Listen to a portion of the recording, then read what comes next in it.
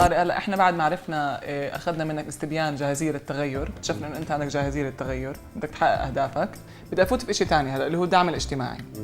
هل اصحابك او الناس اكثر الناس تقعد معهم يعني برضه بتبعوا نظام غذائي صحي وبيلعبوا رياضه؟ أقرب أصدقائي معظمهم صحيا أفضل مني، وبيلعبوا رياضة وجسمهم يعني غذائهم أحسن كان معظمهم.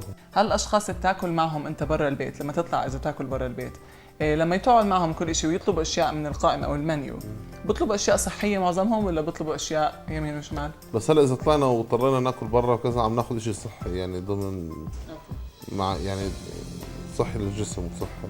طارق هل اصحابك او الاشخاص اللي بتطلع معهم معظم الوقت لما يعرفوا انه انت عندك مثلا قاعده معي مع خبيره التغذيه او مثلا عندك من وقت من الساعه 7 للساعه 8 رياضه، هل بيستقصدوا انه يعملوا طلعات في هذا الوقت؟ بوصلوني صاروا يجوا ياخذوني يوصلوني عن هون، يوصلوني اشوف اقابلك، يوصلوني اروح عند عمار.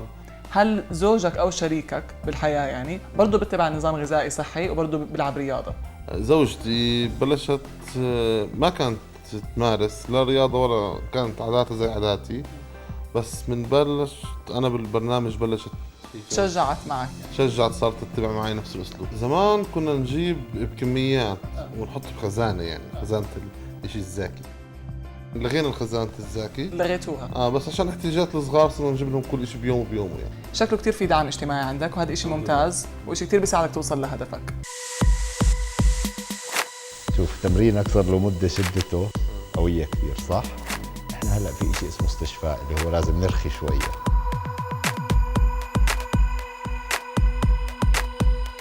نص لفة للجهة الثانية.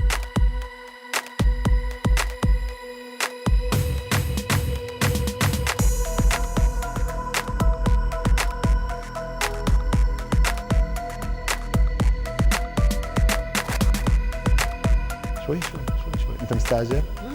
اوكي.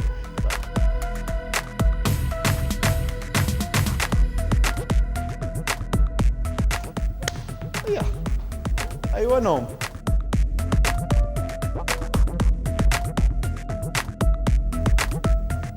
ريلاكس.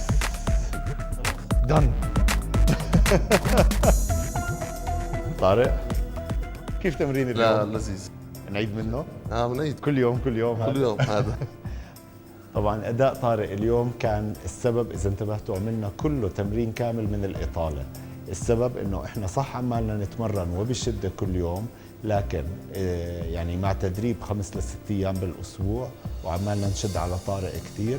مهم انه يكون في استشفاء اول شيء، والتمرين اللي هو الاطاله بتساعدنا فيه، والشغله الثانيه الحفاظ على مرونه الجسم، لانه مهما كنا بنعمل ال5 دقائق اطاله ولا 10 دقائق اطاله في نهايه كل حصه مش كافيه للحفاظ على المرونه كجزء من اللياقه البدنيه.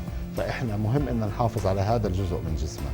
هلا انت في عندك جزء جيد انه بعض يعني مفاصل فيها مجال حركي جيد. السبب انه في بعض الاماكن انه انت ما بتقدر توصل هي انه وجود الوزن الزائد اللي احنا اذا خلصنا منه مجالك الحركي رح يتحسن كثير. في مناطق بدها شغل كثير اللي هي مثل خلف الساق وعلى الجنب تبع الساق، هدول عندك شادين كثير كثير كثير، وهدول اذا تركناهم على المدى الطويل رح ياثروا عليك على ظهرك، فبالتالي بدنا نركز عليهم. اوكي نشوفك بكره، وبكره عاد تمرين ايش من هدول من هذا. ايوه بالضبط.